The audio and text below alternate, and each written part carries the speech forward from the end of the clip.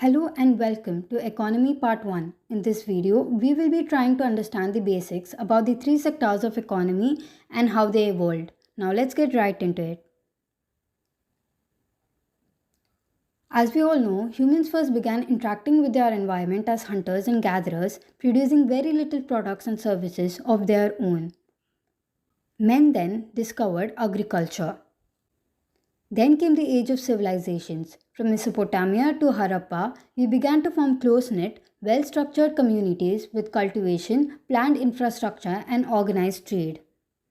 As time passed, this organized and structured society grew larger in population and led to the need of a common administrator, the king, and a larger system of cultivation and animal rearing, production of sophisticated products such as silk, for example, and services such as police, teachers, poets, etc.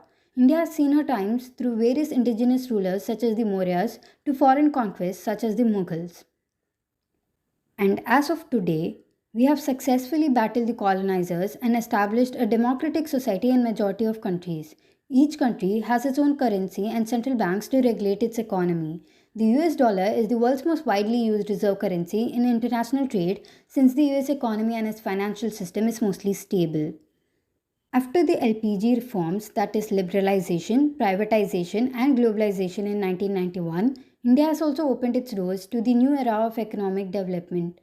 Liberalization refers to the loosening of government controls. In particular, we can say it refers to reductions and restrictions on international trade and capital.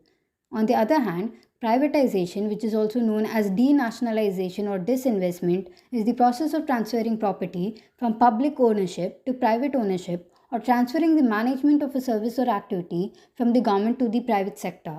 As the name suggests, public refers to government-owned companies like BSNL for instance, and private refers to private ownership like Reliance for example.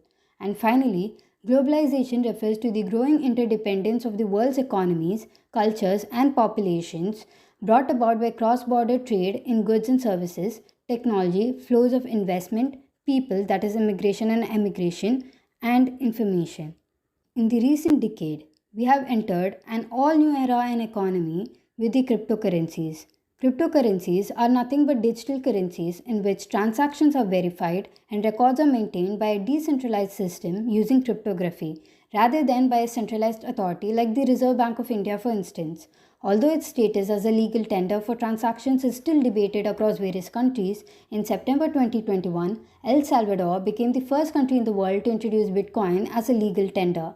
Central African Republic (CAR) is the second country to accept the cryptocurrency as legal tender. Now that we have seen the economy evolve from the days of the early man, let us try to understand what does it exactly mean. Economy refers to the study of how societies use scarce resources to produce goods and services and how they distribute among different people. If you had keenly listened to the story of its evolution, you might have noticed three common categories evolve and develop over time: the agricultural sector, the industrial sector, and the service sector. The agricultural sector has been the first sector of economy to appear in human history. It deals with the production of raw materials such as cotton, wheat, rice, milk, eggs, etc. Since it consists of primary products, it is also known as the primary sector. The industrial sector was the second one to evolve as its rise can be seen especially during the birth of civilizations. As societies grew larger and more organized, the need for construction materials, weapons, art, clothes, etc. increased, thus leading to the development of the industrial sector.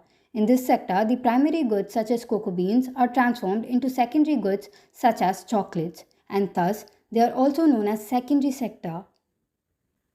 And finally comes the service sector, which does not produce any good but aids the growth of the primary and secondary sector. Services such as schools and colleges help educate and create skilled workforce for the other two sectors. Banking helps in dealing with money by providing options for loans for businesses, easier transactions, etc. And obviously, the transportation industry is essential to transport these cultivated and manufactured products across the world. And thus, this sector is also known as tertiary sector. That's it for today. Thank you for watching. Stay tuned to delve more deeper into these sectors in the upcoming videos. In order to not miss them and other amazing daily quizzes, do subscribe and click the bell icon for notification.